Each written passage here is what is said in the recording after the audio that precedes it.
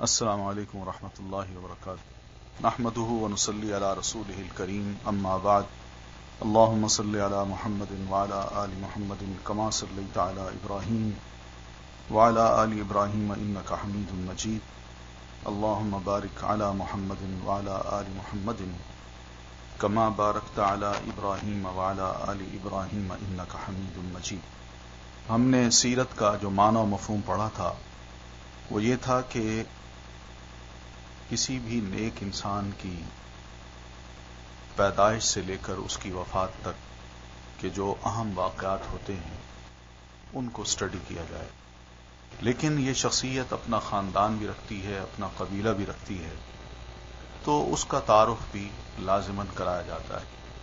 ہم نے نبی علیہ الصلوۃ والتسلیم کے قبیلہ قریش کے بارے میں پڑھا تھا، آج خاندان کے بارے میں ہم پڑھیں گے۔ اللہ کے رسول صلی اللہ علیہ وسلم کا خاندان آپ کے پردادا ہاشم کی نسبت سے ہاشمی کہلاتا تھا۔ ہاشم کو قصی کے مناصب میں سے حاجیوں کی میزبانی کا منصب حاصل ہوا، جو ان کے بعد ان کے بھائی مطلب کی طرف منتقل ہو گیا۔ مطلب کے بعد پھر ہاشم کی اولاد کو یہ منصب حاصل ہوا اور اسلام کی آمد تک انہی کے ہاتھ میں رہا۔ تو یہ چند ایک مناصب تھے۔ مکہ میں ایک چھوٹی سی ریاست تھی، اور مکہ کی ریاست جو ہے یہ یاد رکھیے اس وقت دو سپر پاورز، ایک پرشین سپر پاور اور دوسری رومن سپر پاور۔ ان دونوں سپر پاورز کا اپنے اپنے علاقوں میں کنٹرول تو تھا، مگر مکہ کی سرزمین ایسی سرزمین تھی جہاں دونوں میں سے کوئی نہیں پہنچ سکا۔ اللہ تعالیٰ نے اس سرزمین کو ان دونوں سپر پاور سے آزاد رکھا تاکہ یہ کسی کے ماتحت ہو کر ان کے نظام کو قبول نہ کر بیٹھیں، اور یہ سب کچھ اللہ کی طرف سے ایک منصوبہ تھا کہ ایک ایسے آزاد علاقے میں رسول کی پیدائش ہو، آخری رسول کی، کہ جہاں پر کوئی بھی حکومت نہ ہو یا کسی کا بھی کوئی بنیادی اثر ہے حکومت کا، نظریات کا، وہ وہاں پر نہ ہو سکے۔ اسی وجہ سے ہم دیکھتے ہیں کہ اللہ تعالیٰ نے نبی علیہ الصلوۃ والتسلیم کے خاندان کو بھی کچھ ایسے مواقع دیے کہ جن میں عزت، احترام اور اکرام بہت ہی زیادہ تھا۔ انہی میں جو بہت بڑا ایک منصب تھا وہ حاجیوں کی خدمت تھا، حاجیوں کی میزبانی تھی۔ تو ہاشم اپنے سارے سرمایہ کو، ذاتی سرمایہ کو، جو بھی حاجی وہاں آتے ان کی میزبانی میں صرف کر دیتے تھے۔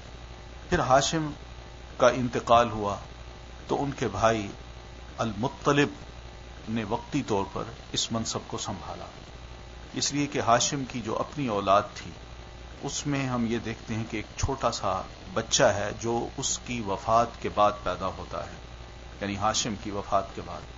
تو ہاشم جوانی میں ہی فوت ہو گئے تھے، تو اس لیے مکہ کے جو یہ مناصب تھے یہ ان کے بھائی مطلب کی طرف منتقل ہو گئے وقتی طور پر۔ بعد میں جب مطلب کا اپنا بھتیجا یعنی ہاشم کا اپنا بیٹا پیدا ہوا تو یہ بیٹا بڑا ہو کے انہی مناصب کو پھر حاصل کر بیٹھا، اور اللہ تعالیٰ نے اس کو وہی منصب دے دیے جو اس کے والد ہاشم کے پاس تھے۔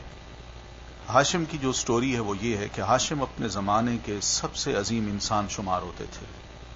انہیں وادی بطحا کا سردار کہا جاتا تھا۔ وہ روٹی توڑ کر گوشت اور شوربے میں بھگوتے اور لوگوں کے کھانے کے لیے چھوڑ دیتے تھے۔ چونکہ عربی میں اس طرح کسی چیز کے توڑنے کو حشمہ اور توڑنے والے کو ہاشم کہتے ہیں، اس لیے ان کا نام ہاشم پڑ گیا۔ بعض روایات میں یہ بھی آتا ہے کہ وہ ستو کو پیستے تھے، ستو کے جو دانے ہوتے تھے ان کو پیستے تھے، تو یہ پیسنا گویا کہ کوٹنا ہوتا تھا، توڑنا ہوتا تھا، تو اس وجہ سے بھی ان کا نام ہاشم پڑ گیا۔ حشم السریدہ، یعنی انہی کے بارے میں کسی نے شعر کہا تھا کہ وہ سرید کو توڑتے، اس میں حشمہ کا لفظ استعمال کیا ہے، تو یہ ان کی ایک خوبی تھی۔ ہاشم کا نام تو یہ پڑا ہے، ورنہ ان کا اصل نام عمر تھا۔ قریش خود تجارت پیشہ لوگ تھے، ہاشم نے ان کے لیے یعنی قریشیوں کے لیے جاڑے میں یمن اور گرمی میں شام کا تجارتی سفر منظم کیا. یعنی ان کا کوئی بھی تجارتی قافلہ اگر یمن جاتا تو ہاشم نے اس پورے قافلے کو سفر کے دوران جتنا بھی تحفظ یا سیکیورٹی ہو سکتی تھی وہ سب فراہم کی، ان کو پورا منظم کیا. اور اسی طرح شام کی طرف جب وہ جاتے انہی کے قافلے، تو ہاشم نے یہ بندوبست کیا کہ شام کے جانے تک اور واپسی تک پورا تجارتی قافلہ سیکیورٹی کے ساتھ واپس بھی آ جائے. اور اس کے لیے دونوں ملکوں کے ذمہ داروں سے ضمانتیں بھی حاصل کی، یعنی یمن اور شام کے جو ذمہ دار لوگ تھے ان سے ضمانتیں بھی لی کہ ہمارے اگر تجارتی قافلے آئے تو ان کو لوٹنا نہیں ہے اور وہ خیر و عافیت سے آپ کے علاقوں سے گزر کے واپس مکہ پہنچیں گے. تو دونوں نے یہ ضمانتیں بھی دی. اس سفر کا ذکر قرآن مجید کی سورت قریش میں اللہ تعالیٰ کے ایک بہت بڑے احسان کے طور پر کیا گیا ہے. لإیلاف قریش ایلافہم رحلۃ الشتاء والصیف. تو یہ ہے جس کو اللہ تعالیٰ نے بطور احسان کے ذکر کیا ہے. ہاشم ایک بار تجارت کے لیے شام جاتے ہوئے یثرب سے گزرے. یثرب مدینہ کا پرانا نام تھا. تو وہاں بنو عدی ابن نجار کی ایک خاتون سلمہ بنت عمر سے انہوں نے شادی کر لی اور کچھ عرصہ مدینہ ٹھہر کر ملک شام چلے گئے اور وہیں سرزمین فلسطین کے مشہور شہر غزہ میں انتقال کر گئے. ان کی روانگی کے وقت سلمہ حاملہ تھی. بعد میں بچہ پیدا ہوا جس کے سر کے بالوں میں سفیدی تھی، یعنی بچہ جب پیدا ہوا تو سر کے بال سفید تھے. تو خاندان کے لوگوں نے جب اس بچے کو دیکھا تو اس کا نام شیبہ رکھا. شیبہ عربی میں بوڑھے کو کہتے ہیں، یعنی ایسا بچہ جس کے سر کے بال ہیں اور بوڑھا بن کے پیدا ہوا ہے یا بوڑھوں کی طرح لگتا ہے. تو یہ بچہ مدینہ میں پرورش پاتا رہا، لیکن مکے میں ہاشم کے بھائیوں اور خاندان کے دوسرے لوگوں کو اس کا علم نہ تھا. ظاہر ہے خاندان کا تعلق تو ہاشم کی وجہ سے تھا. ہاشم جب فوت ہو گئے تو مکہ میں جو ان کے بھائی تھے مطلب یا دوسرے خاندان کے لوگ، ان کے علم میں یہ بات نہیں آ سکی تھی کہ کیا ہاشم کی کوئی اولاد بھی ہے. تو یہ ہاشم کو بیٹا یہ شیبہ جو ہے یہ کافی یعنی 8 سال کا ہوا. اس وقت تک ہاشم کے جو بھائی ہیں یعنی مطلب، ان کے علم میں یہ بات نہیں آ سکی تھی کہ میرے بھائی کا کوئی بیٹا بھی ہے. تو جب انہیں اس بات کا علم ہوا مطلب کو کہ میرا ایک بھتیجا ہے تو وہ مدینہ آئے اور ان کی والدہ سلمہ سے مطالبہ کیا کہ بچے کو میں لینے آیا ہوں، میرا اپنا بھتیجا ہے. تو یہ بچہ اپنی والدہ سلمہ کے ہاں جس طرح 8 سال تک اس نے پرورش پائی تو ایک بڑا اچھا ماحول تھا. والدہ مالدار تھیں، انہوں نے بچے کو بڑے ناز و نعم سے پال رکھا تھا. کھانا، کپڑے، ماحول جتنا بھی بہتر سے بہتر والدہ دے سکتی تھی انہوں نے دیا. جب مطلب وہاں گئے تو انہوں نے بچے کا مطالبہ کیا تو سلمہ نے مطلب سے کہا کہ آپ بھتیجے کو لے تو جائیں گے، میں منع تو نہیں کرتی، ان سے پوچھ لیں. تو شیبہ کو علم ہوا کہ میرے چچا آئے ہیں مجھے لینے کے لیے. تو شیبہ نے یہی رائے دی والدہ کو کہ میں اپنے چچا کے ساتھ جانا چاہتا ہوں. حالانکہ انہیں علم تھا کہ مطلب ایک غریب آدمی ہے اور ان کا سارا سرمایہ جو ہے وہ حاجیوں کی میزبانی میں ہی لگ جاتا ہے. اور یہ بچہ اگر مکہ گیا تو جس طرح میں نے اس کو پال رکھا ہے یا ناز و نعم سے میں اس کی خدمت کرتی ہوں شاید یہ مکہ میں نہ کر سکے. لیکن مطلب نے کہا کہ بات اصل یہ ہے کہ ایک شرف کی بات ہے، ہمارا خاندان یعنی ہاشم یہ اس کا بیٹا ہے اور ہماری ناک کی یا شرم کی بات ہے کہ ہم اپنے بچے کو کسی اور کے پاس چھوڑیں، اس لیے ہم یہ چاہتے ہیں کہ اپنے بچے کو واپس لیں. تو خیر بچہ بھی راضی تھا. تو اس طرح وہ بھتیجے کو لے کے واپس مکہ آئے. جب مکہ داخل ہوئے تو ظاہر ہے مکہ والوں کے علم میں یہ بات نہیں تھی کہ ہاشم کا کوئی بیٹا وہ مدینہ میں پیدا ہو چکا ہے اور 8 سال کا ہے. لیکن مطلب جو ہیں وہ جب شیبہ کو لے کے مکہ میں داخل ہوئے تو لوگوں نے دیکھا اور ہر شخص اس دور میں اپنے پاس ایک غلام بھی رکھتا تھا. جو امیر آدمی ہوتے تھے ان کے پاس غلام تھے، اور غلام ایسے بھی ہوتے تھے جو قیمتی ہوتے تھے یا پڑھے لکھے ہوتے تھے یا بڑے جنگجو ہوتے تھے. ان کے پاس کوئی نہ کوئی آرٹ فن ہوتا تھا. تو اس کی بنیاد پہ جو غلام کا مالک یا آقا ہے وہ اس پر فخر کیا کرتا تھا. تو جب یہ بچہ داخل ہوا اپنے چچا کے ساتھ تو مکی لوگوں نے یہ کہا کہ یہ مطلب جو ہیں یہ کسی غلام کو اپنے ساتھ لائے ہیں. تو انہوں نے بجائے اسی کے مطلب سے پوچھتے کہ یہ کون ہے، تو انہوں نے کہا یہ مطلب کا غلام ہے. تو نام یہ دے دیا عبد المطلب، عبد المطلب یعنی مطلب کا غلام. تو اس طرح جو یعنی ہاشم کے یہ جو بیٹے ہیں جن کا نام ہم نے پڑھا ہے شیبہ، اب ان کا نام شیبہ کی بجائے عبد المطلب ہو گیا، ورنہ ان کا اصل نام شیبہ تھا، جو بہت کم لوگوں کے علم میں تھا سوائے یعنی چچا کے، اور کسی کے علم میں یہ بات نہیں تھی کہ یہ لوگ جو اب نام دے رہے ہیں انہوں نے کہا ٹھیک ہے جیسے بھی لوگ کہتے ہیں. یہ بہت ہی خوبصورت بچہ تھا. تو یہ مکہ میں آ گئے تو مکے میں ہاشم کے بھائیوں اور خاندان کے دوسرے لوگوں کو اس کا علم نہیں تھا. 8 برس بعد مطلب کو اس کا پتہ چلا تو وہ مدینہ جا کر اس کو اپنے ساتھ لائے.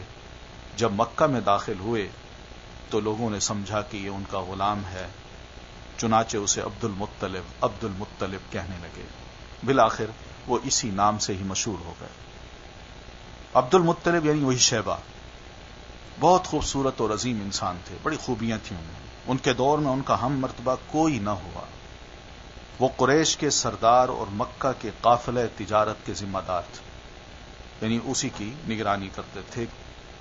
جود و سخا اس قدر کرتے تھے کہ ان کا لقب فیاض پڑ گیا تھا، یعنی اتنے سخی انسان تھے وہ. ان کے دسترخوان کا پس خوردہ یعنی بچا ہوا مسکینوں، جانوروں اور چڑیوں کے کھانے کے لیے رکھ دیا جاتا تھا. اور اس بنا پر ان کا یہ عرف بن گیا کہ زمین پر انسانوں اور پہاڑ کی چوٹیوں پر وحشی جانوروں اور چڑیوں کو کھلانے والا فیاض، یعنی اس طرح یہ نام ان کے ساتھ لگ گیا. پھر یہی جو عبد المطلب ہیں جن کا نام شیبہ ہے، انہیں زمزم کا کنواں کھدوانے کا شرف بھی حاصل ہوا. تو کنواں دفن ہو گیا تھا، اور وجہ یہ تھی کہ اس کنویں کو بنو جرہم نے مکے سے جلا وطن ہوتے وقت پاٹ دیا تھا. آپ جانتے ہیں کہ مکہ میں جب اسماعیل علیہ السلام کی والدہ حضرت ہاجرہ اور اسماعیل جب وہاں موجود تھے تو وہاں پر چشمہ پھوٹا زمزم کا. تو ایسی صورت میں کچھ پرندے بھی وہاں آ گئے. تو بنو جرہم کا قبیلہ وہاں سے گزر رہا تھا کہ پانی کہیں ہمیں ملے تو وہاں جا کے بسیرا کریں. تو پہاڑوں کے پیچھے سے کسی نے دیکھا کہ ادھر پرندے جا رہے ہیں. تو انہیں خیال آیا کہ پرندہ ادھر ہی جاتا ہے جہاں پانی ہوتا ہے. تو 1-2 آدمی ان پرندوں کے پیچھے گئے تو دیکھا کہ پرندے کہیں لینڈ کر رہے ہیں. تو جب وہاں قریب پہنچے تو دیکھا کہ وہاں چشمہ ہے اور ایک خاتون ہے اور ایک چھوٹا سا بچہ ان کی گود میں ہے. تو ان سے اجازت لی، اور اس کے بعد یہی بنو جرہم کا قبیلہ جو کہیں جا رہا تھا وہ ادھر موو ہو کے وہیں سیٹل ہو گیا. تو اسی بنو جرہم کے قبیلے میں ہی حضرت اسماعیل علیہ السلام کی شادی ہوئی تھی. بعد میں حالات کچھ ایسے بنے کہ بنو جرہم نے وہاں سے نکلنا چاہا. تو وہ جب نکل رہے تھے تو اس موقع پر انہوں نے اس کنویں کو دفن کر دیا، اس کے اوپر پتھر ڈال کے مٹی ڈال کے بالکل اس کو بند کر دیا. تو یہ تھے بنو جرہم. تو بنو جرہم نے مکے سے نکلتے وقت اس کو بند کر دیا تھا، پاٹ دیا تھا مطلب بند کر دیا تھا. اس وقت سے اس کی جگہ نامعلوم چلی آ رہی تھی، کسی کے علم میں بھی نہیں تھی. عبد المطلب کو خواب میں اس کی جگہ بتائی گئی. خواب دیکھا کہ بھئی کنواں کھودو، اور کنویں کے مختلف نام ان کو خواب میں بتائے گئے. تو وہ نام بھی سیرت کی کتابوں میں ہمیں ملتے ہیں. تو 4 دفعہ انہوں نے خواب دیکھا. پہلے دن خواب دیکھا تو اس میں ہی بتایا کہ یہ کھودو. تو بہرحال 2-3 نام تھے تو وہ پریشان تھے کیا چیز ہے، کیا کھودوں، وہ کیا ہوتا ہے. پھر اینڈ میں انہوں نے کہا زمزم کا کنواں کھودو. اب ان کو سمجھ آئی کہ وہ 3 نام جو ہیں پچھلے، اس سے مراد یہ زمزم ہے. تو انہوں نے پھر اسی خواب کے مطابق جس طرح ان کو علامتیں بتائی گئی تھیں کہ وہاں پر یعنی کوئی گوبر بھی ہوگا اور خون بھی پڑا ہوگا، اور اسی کے درمیان جو جگہ ہے وہاں پر یہ کنواں دفن ہے. تو وہاں باہر سے لوگ جب آتے تھے تو وہ وہاں آ کے اپنے جانوروں کو ذبح کرتے تھے. تو کسی نے وہاں آ کے جانور ذبح کیا، ذبح کرنے کے بعد گوشت تو لے گئے اور جو خون اور گوبر تھا وہاں پڑا ہوا. تو عبد المطلب جب صبح آئے تو انہوں نے وہ جگہ دیکھی تو انہوں نے کہا اللہ تعالیٰ نے مجھے خواب میں جو جگہ بتائی ہے وہ شاید یہی ہے. تو اسی جگہ کو انہوں نے کھدوایا اور خود بھی لگ گئے اور ان کے بیٹے بھی آ گئے. تو یہ سب مل کے کر رہے تھے. تو سارے جو قریشی تھے مختلف خاندانوں کے وہ بھی وہاں پہنچ گئے. انہوں نے کہا کہ جناب ہم بھی اس میں حصہ لیں گے، آپ اکیلے اس کو نہیں کھود سکتے. تو عبد المطلب نے اپنے ایک ذہین بیٹے سے کہا کہ تم ایسا کرو کہ ان سب کو لے جاؤ اور ان کو الجھاؤ، آرگومنٹس کرو، اور میں یہ اپنا کام کرتا ہوں. تو وہ آرگومنٹس کرتے رہے اور پیچھے سے عبد المطلب نے کھود کھود کے آخر کنواں نکال دیا. وہ نکل آیا وہیں سے، اور اس موقع پہ انہوں نے اللہ کا شکر جب ادا کیا بلند آواز میں تو قریشیوں کو علم ہوا کہ کوئی بات ہوئی ہے. تو جب واپس آئے تو پتہ چلا کہ عبد المطلب نے کہا کہ کنواں مل گیا ہے اور یہ کنواں. خیر انہوں نے کوئی اب اعتراض نہیں کیا، اب چونکہ ایک شے مل گئی تھی. تو اب اس کے بعد انہوں نے یہ سوال اٹھایا کہ اس کنویں کی سقایا جو ہے، اس کا پانی پلانا، یہ آپ کے پاس نہیں ہوگا، یہ بھی ہمارے پاس ہوگا. تو اس پہ بھی ان کی لڑائی شروع ہو گئی. آپس میں بڑی تو میں ہوئی، بڑی گرمی ہوئی اور لڑائی تک کی نوبت آ گئی. تو آخر فیصلہ یہ ہوا کہ ہم ایسا کرتے ہیں کہ مدینہ میں ایک کاہنہ ہے، ہم اس کے پاس جاتے ہیں اور فیصلہ کر لیتے ہیں کہ وہ کس کو ملنی چاہیے، یعنی اس کنویں کا سقایا جو ہے، پانی پلانے کا شرف، وہ کس کو ملنا چاہیے. تو یہ لوگ جب وہاں گئے تو راستے میں ایک ایسا واقعہ ہوا کہ عبد المطلب کو ہی خواب میں کچھ جانور تھا، اس کو ذبح کرنے کا کہا گیا. تو انہوں نے بہرحال وہ جانور ذبح کیا. تو وہ جو مشکل تھی ان قافلے کی جو مدینہ جا رہی تھی، وہ اس جانور کے ذبح کرنے سے حل ہو گئی. تو اس کے بعد یہ لوگ جب وہاں پہنچے تو کاہنہ سے بات کی. اس نے کہا تم مجھ سے پوچھتے ہو، اللہ نے راستے میں تمہاری ایک مشکل حل کر کے تمہیں حل بتا دی ہے. انہوں نے کہا وہ کیا؟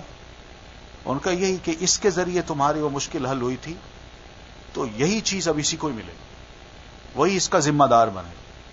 تو اس پہ سب قریشی خاموش ہو کے واپس آ گئے اور انہی کو ہی یعنی شیبہ کو، عبد المطلب کو سقایا یعنی حاجیوں کو پانی پلانے کا جو شرف ہے وہ انہی کو ہی ملا. پھر آگے دیکھتے ہیں کہ انہی کے زمانے میں خانہ کعبہ پر ہاتھی والوں کے حملے کا واقعہ ہوا تھا. یہ حملہ کرنے والے جو لوگ آئے تھے، حملہ آور، یہ سب حبشی تھے. ان کے سردار کا نام ابرہہ تھا جو یمن پر قابض اور حکمران تھا. یعنی اصل یمن کا فرد نہیں تھا، اس نے وہاں قبضہ کیا ہوا تھا اور اس پر حاکم بھی بن بیٹھا تھا. وہ خانہ کعبہ ڈھانے کے لیے 60,000 کا لشکر جرار لے کر آیا. غصہ تھا کہ میں نے جو اپنا کعبہ بنایا تھا یمن میں صنعاء میں، وہاں کسی عرب نے آ کے اس کے اندر پیشاب کیا ہے، تو اب میں عربوں کے خانہ کعبہ کو بھی نہیں چھوڑوں. تو وہ 60,000 کا لشکر لے کے وہاں سے روانہ ہوا صنعاء سے، اور یہ سارا پہاڑی علاقہ طے کرتا ہوا وہاں جدہ اور پھر مکہ پہنچا. لیکن جب مکے کے مشرق میں مزدلفہ اور منا کے درمیان وادی محصر میں پہنچا. سب حاجی جانتے ہیں کہ وادی محصر کون؟ یہ ایک ڈھلوان ہے جو مزدلفہ سے مکہ کی طرف آتے ہوئے ایسی ڈھلوان پڑتی ہے. تو یہ وہ جگہ تھی. جب وہ یہاں پہنچے ہیں اور مکہ پہ حملہ آور ہونے کے لیے تیار ہو گیا، تو اللہ تعالیٰ نے اس کے لشکر پر چڑیوں کا جھنڈ بھیج دیا. یہ ابابیل تھے جنہوں نے اس پر ٹھیکری جیسے پتھر برسا دیے اور وہ کھائے ہوئے بھس کی طرح ہو گیا. تو وادی محصر وہ وادی ہے جس کو یعنی اسی وجہ سے نبی علیہ الصلوۃ والتسلیم بھی وہاں تیزی سے گزر گئے، کیونکہ جس جگہ عذاب آتا ہے وہ جگہ ایسی نہیں ہوتی کہ وہاں آدمی کھڑا ہو کے دیکھے ان حالات کو، غور کرے، بس وہاں تیزی سے گزر جائے اللہ کی پناہ مانگتے ہوئے.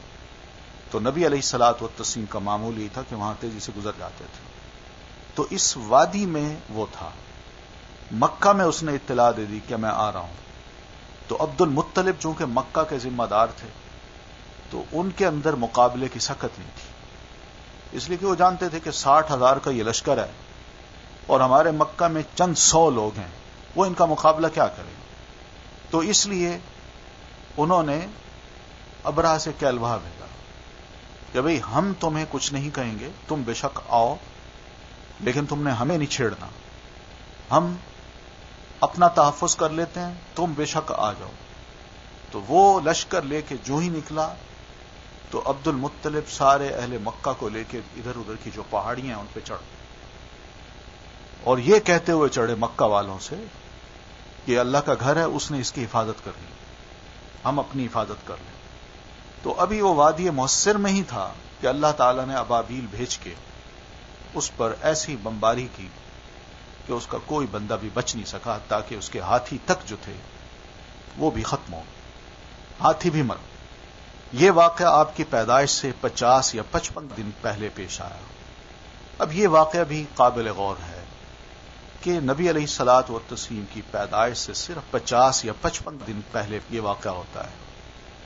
یہ کیا چیز ہے؟ یہ بھی اللہ کی طرف سے مسلمانوں کو یہ بتایا جا رہا ہے کہ میں جس نبی کو بھیج رہا ہوں اس کی امت جو ہے وہ ایسی ہونی چاہیے کہ جس کے اندر یہ صلاحیت ہو. کیا صلاحیت؟ کہ اللہ تعالیٰ اگر آسمان پہ ابابیل بھیج کے چھوٹی چھوٹی بمباری کر کے اپنے گھر کے دشمنوں کو اگر نیست و نابود کر سکتا ہے، اور ان دنوں میں جب کہ کوئی نبی نہیں ہے اور نبی عنقریب پیدا ہونے والا ہے، تو اس امت کے تحفظ کے لیے میں آسمان سے یعنی یہ کچھ کر رہا ہوں، تو اس سے ذرا امت سوچے کہ اللہ کے دین کا تحفظ کس طرح کیا جانا چاہیے. آئندہ جو حالات پیش آنے والے ہیں امت ذرا اس بارے میں ضرور سوچے. اللہ اگر چھوٹی سی چڑیوں کے ذریعے اتنا بڑا بندوبست کر سکتا ہے تو کیا مسلمانوں کے ذریعے دین کا تحفظ نہیں کر سکتا؟ چڑیوں کے پاس کیا عقل ہے، کیا ان کی سمجھ ہے؟ اگر اللہ نے ان کو اتنا کچھ دے کے اپنے گھر کا تحفظ کیا ہے تو مسلمانوں کو ایمان دے کے میں اپنے دین کا تحفظ نہیں کروا سکتا؟ یقیناً کروا سکتا ہے. تو اصل چیز یہ بھی ہے کہ اس واقعے کے ذریعے جو نبی علیہ الصلوۃ والتسلیم کی پیدائش سے صرف 50-55 دن پہلے پیش آیا ہے، یہ چیزیں کچھ اللہ تعالیٰ نے پہلے سے کر کے گویا کہ دین کے تحفظ کے لیے اللہ کے رسول کو اٹھایا اور پھر آپ کے صحابہ کرام کو تیار کیا، جنہوں نے پھر اس دین کو آگے پھیلایا. آپ صلی اللہ علیہ وسلم کے والد گرامی عبداللہ عبد المطلب کے سب سے خوبصورت پاک دامن اور چہیتے لڑکے تھے. انہیں ذبیح بھی کہا جاتا ہے. اس کی وجہ یہ ہے کہ زمزم کی کھدائی کے دوران میں جب کنویں کے نشانات برآمد ہوئے تو قریش نے بھی عبد المطلب کے ساتھ شرکت کرنا چاہی اور اس کے لیے ان سے جھگڑا کیا، جو بڑی مشکل سے فرو ہو سکا، یعنی ختم ہو سکا.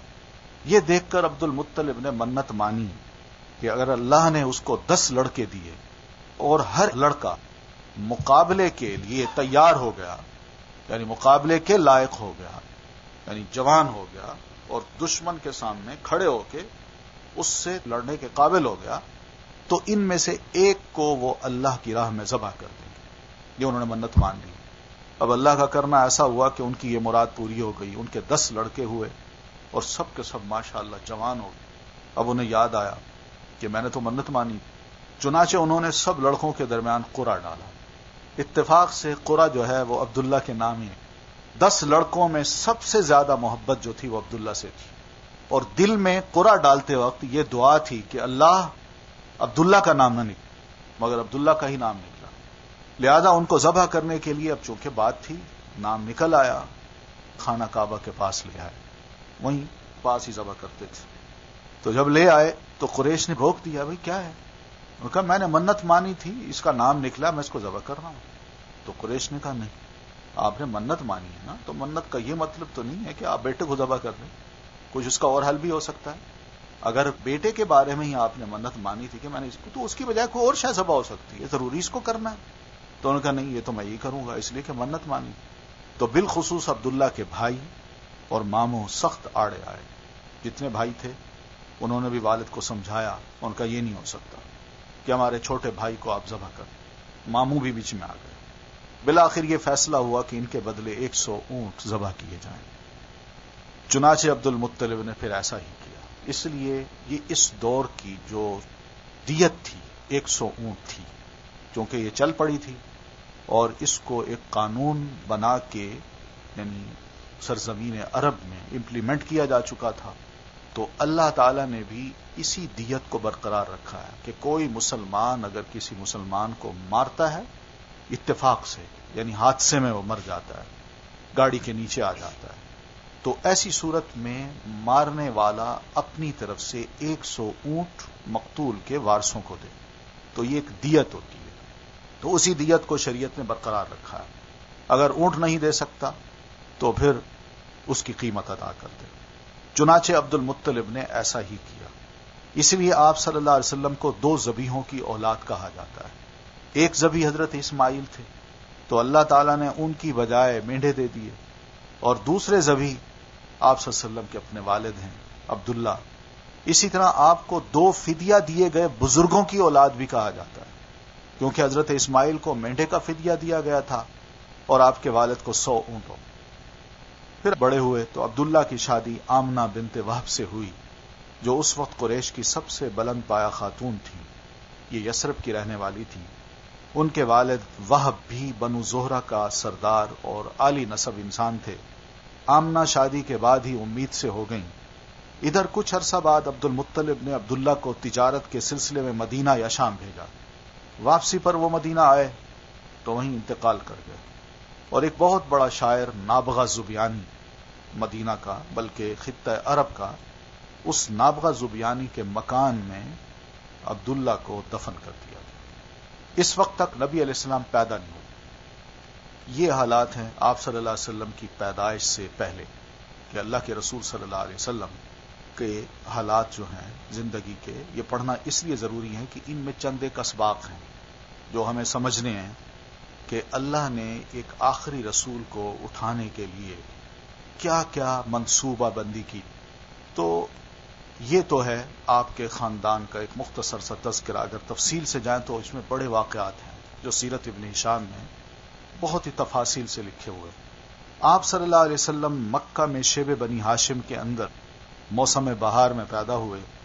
یہ دوشنبہ یعنی سوموار کی صبح تھی، ربیع الاول کی 9 تاریخ تھی، اور یہ بھی کہا جاتا ہے کہ 12 تاریخ وہی سال تھا جس میں ابرہہ نے مکہ پر حملہ کیا تھا، کیونکہ آپ اسی سال پیدا ہوئے تھے 55 یا 50 دن بعد میں۔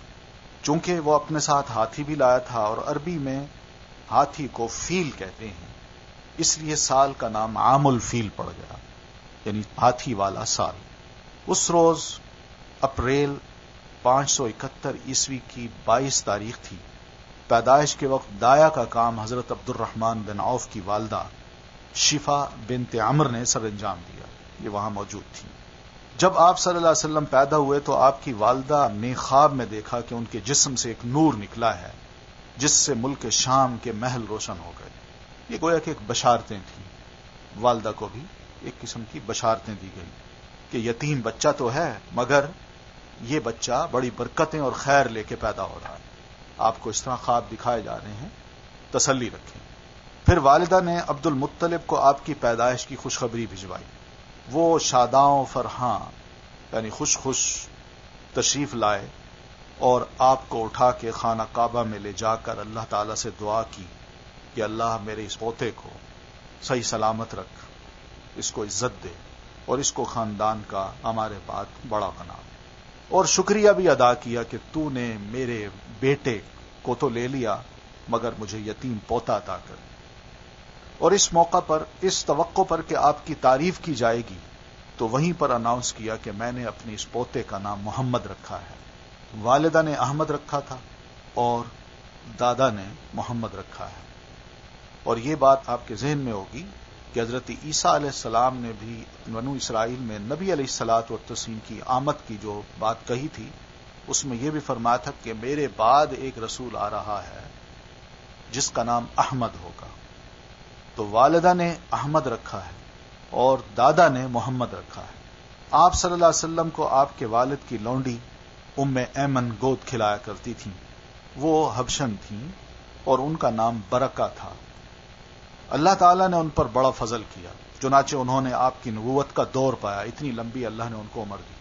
اسلام لائیں, ہجرت کی, پھر نبی علیہ السلام فوت بھی ہو گئے, یہ زندہ تھیں اور آپ کی وفات کے 5-6 مہینے بعد پھر ان کی وفات. آپ صلی اللہ علیہ وسلم کی والدہ کے بعد سب سے پہلے ابو لہب کی لونڈی سویبہ نے آپ کو دودھ پلایا. یہ صوبیہ نہیں ہے, سویبہ نام ہے. اس وقت اس کا اپنا جو بچہ دودھ پیتا تھا اس کا نام مسروح تھا. سویبہ نے آپ سے پہلے حضرت حمزہ بن عبد المطلب کو اور آپ کے بعد ابو سلمہ بن عبد الاسد مخزومی کو بھی دودھ پلایا تھا. اس اعتبار سے یہ تینوں افراد نبی علیہ الصلوۃ والتسلیم کے رضائی بھائی بنتے ہیں.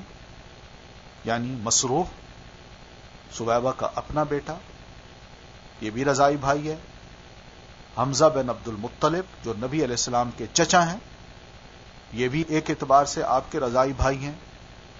اور ابو سلمہ حضرت ام سلمہ کے جو ہسبینڈ تھے جو فوت ہو گئے تھے اور بعد میں نبی علیہ الصلوۃ والتسلیم نے ام سلمہ سے شادی کی تھی, تو یہ ابو سلمہ جو ہے یہ بھی آپ صلی اللہ علیہ وسلم کے رضائی بھائی. تو اس اعتبار سے نبی علیہ الصلوۃ والتسلیم کی اس طرح رضاعت ہوئی, سب سے پہلی رضاعت. پھر حلیمہ سعدیہ کی گود میں نبی علیہ الصلوۃ والتسلیم آتے ہیں. عرب کے شہری باشندوں کا دستور تھا کہ وہ اپنے بچوں کو شہری بیماریوں سے بچانے کے لیے انہیں دودھ پلانے والی بدوی عورتوں کے حوالے کر دیا کرتے تھے. یہ ایک دستور تھا. وجہ کیا تھی؟ تاکہ ان کے پٹھے مضبوط ہوں. ایک پہاڑی زندگی, دیہاتی زندگی ہوگی, خالص ہوا ملے گی, خالص دودھ ملے گا, خالص خوراک ملے گی, اور پھر اس کے علاوہ ٹف بچہ تیار ہوگا, اور پھر اس کے ساتھ ساتھ عربی زبان جو ہے نا وہ خالص اور مضبوط ہو جائے گی. تو زبان کی حفاظت کے لیے اور صحت کی حفاظت کے لیے مکہ کی خواتین اپنے بچوں کو, جو آنے والی باہر کی خواتین ہیں دیہاتی یا پہاڑی, ان کو دے دیا کرتی تھی کہ تم لے جاؤ. 2-2, 3-3 سال, 4-4 سال وہ اپنے پاس بچے کو رکھتی اور پھر اس کے بعد واپس لے آتی. تو اسی دستور کے مطابق عبد المطلب کو بھی دودھ پلانے والی دایا کی تلاش. ادھر بنو سعد بن بکر بن حوازن کی کچھ خواتین اسی غرض سے مکہ آئیں اور ان کے روبرو آپ کو بھی پیش کیا گیا, مگر جب انہیں معلوم ہوتا کہ آپ یتیم ہیں تو آپ کو لینے سے انکار کر دیتے. اس لیے کہ وہ دودھ تو نہیں بیچتی تھی, لیکن اتنا ضرور تھا کہ وہ اکرامیہ ضرور لینا چاہتی کہ ہم جس بچے کو لے جائیں اس کی پرورش کریں, کم از کم اس کے والدین جو ہیں ہماری کچھ خدمت کر سکیں, ہماری توقیر کر سکیں, ہماری عزت کر سکیں. تو ویسے ان کے ہاں یہ تصور ہی نہیں تھا کہ ہم کسی بچے کو لے جائیں اور اس کو دودھ پلائیں اور اس کے عوض پیسے لیں. لیکن چونکہ یہ یتیم تھے, نبی علیہ الصلوۃ والتسلیم والد نہیں تھا, اور عبد المطلب خود جو تھے ان کا حال یہ تھا کہ ان کا سارا سرمایہ حاجیوں کی میزبانی میں خرچ ہو جاتا تھا اور گھر میں کچھ تھا نہیں. تو جو بھی خاتون آتی پتہ چلتا کہ یہ بچہ یتیم ہے, اس کو چھوڑ کے کسی اور کا بچہ لے کے چلی جاتی. اب جب کسی گھر میں کوئی بچہ نہ ملا تو یہ یتیم بچہ باقی تھا. تو حلیمہ سعدیہ نے اپنے ہسبینڈ سے بات کہی کہ اس طرح یتیم بچہ کیا خیال ہے, میں خالی نہیں جانا چاہتی, کیا خیال ہے لیتی جاؤں؟ ان کہاں ضرور لے لو. تو وہ آئیں عبد المطلب کے پاس. تو عبد المطلب نے ان کا انٹرویو کیا, کون ہو؟ ان کا میں حلیمہ ہوں. کس قبیلے کی ہو؟ ان کا میں بنو سعد کی, سعدیہ ہوں. حلیمہ حلم سے ہے نا, حوصلے کو کہتے ہیں, اور سعدیہ سعادت سے ہے, نیک بخت، خوش بخت کو کہتے ہیں.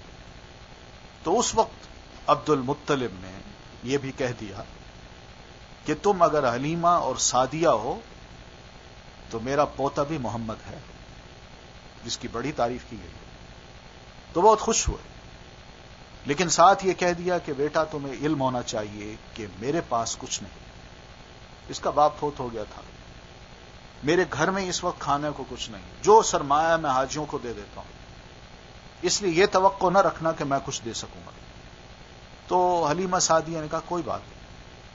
تو نبی علیہ الصلوۃ والتسلیم جو اپنی ماں کے پاس، اپنی والدہ کے پاس لیٹے ہوئے تھے، بچے کو لیا اور لے کے حلیمہ سعدیہ باہر نکلی اور اپنے خاوند کے ساتھ اپنے قبیلے کی طرف روانہ ہو گئی. تو ایک خاتون حلیمہ بنت ابی ذؤیب کو کوئی بچہ نہ ملا، لہذا انہوں نے مجبوراً آپ ہی کو لے لیا. مگر جب لے لیا تو ان پر خوش قسمتی کا ایسا دروازہ کھلا کہ دنیا حیرت زدہ رہ گئی، جس کی ایک جھلک آپ آئندہ سطور میں ملاحظہ کریں گے. حضرت حلیمہ کے والد ابو ذؤیب کا نام عبداللہ ابن حارث تھا اور وہ آپ صلی اللہ علیہ وسلم کے رضائی نانا ہوئے. حلیمہ کے شوہر کا نام حارث بن عبد العزیٰ تھا اور دونوں ہی، یعنی حلیمہ اور شوہر، دونوں ہی قبیلہ سعد بن بکر بن حوازن سے تعلق رکھتے تھے. اس طرح حارث کے بچے بچیاں آپ کے رضائی بھائی بہن بن گئے، جن کے نام یہ ہیں. عبداللہ ایک بچہ تھا، انیسا تھی ایک، جدامہ یہ بھی ایک بچی تھی، اور جدامہ کا جو لقب تھا وہ شیما تھا یا شیما، اور اسی شیما کے نام سے یا شیما کے نام سے وہ مشہور ہوئی. وہ ذرا بڑی تھی تو نبی علیہ السلام گود میں تھے تو یہی آپ کو گود کھلاتی. یہ بعد میں قید ہوئی تھی. جب آپ صلی اللہ علیہ وسلم میں جنگ حنین لڑی تو ان میں جو عورتیں قید ہوئیں انہی میں شیما بھی تھی. یہ جب نبی علیہ الصلوۃ والتسلیم کو علم ہوا کہ میری بڑی بہن، رضائی بہن، یہ بھی قید ہو کے آئی ہیں، تو نبی علیہ الصلوۃ والتسلیم نے اپنی چادر اتار کے نیچے بچھائی اور اپنی اس بہن کو بڑی عزت دے کر سامنے بٹھایا، بات کی ان سے، اور سارے صحابہ حیران ہیں کون ہے. آپ نے فرمایا میری رضائی بہن ہے. تو اس پر صحابہ کو یہ بھی خیال آیا کہ آپ کی رضائی بہن، اس کو ہم نے گرفتار کیا، یہ وہ قبیلہ ہے جن کے ساتھ ہماری لڑائی ہوئی. اتنے سارے افراد گرفتار ہوئے تھے. تو نبی علیہ السلام نے فرمایا اس کو چھوڑ. تو نہ صرف وہ چھوٹی بلکہ ان کے ذریعے سے سارے جو بنو حوازن کے لوگ تھے وہ بھی چھوٹ گئے، جس کا آگے واقعہ انشاءاللہ آئے گا. تو یہ شیما تھی. تو اس طرح نبی علیہ الصلوۃ والتسلیم کو یہ ایک چھوٹی سی فیملی ملی کہ جس فیملی کے اندر نبی علیہ الصلوۃ والتسلیم اب آہستہ آہستہ پرورش پا رہے ہیں اور بڑھ رہے ہیں. لیکن اس فیملی کے اندر کیا برکات دیکھی گئیں، انہوں نے خود کیا محسوس کیا، انشاءاللہ اس کا تذکرہ ہم پڑھیں گے. یہیں تک اکتفا کرتے ہیں. سبحانک اللہم و بحمدک، نشہد ان لا الہ الا انت، نستغفرک و نتوب الیک. تو انشاءاللہ کوئی سوال ہوں تو آپ لکھ لیا کیجئے. دوسرے دن میں کوشش کروں گا کہ ان کا جواب دے کے پھر اس کلاس کو ہم شروع کر سکیں. السلام علیکم و رحمۃ اللہ.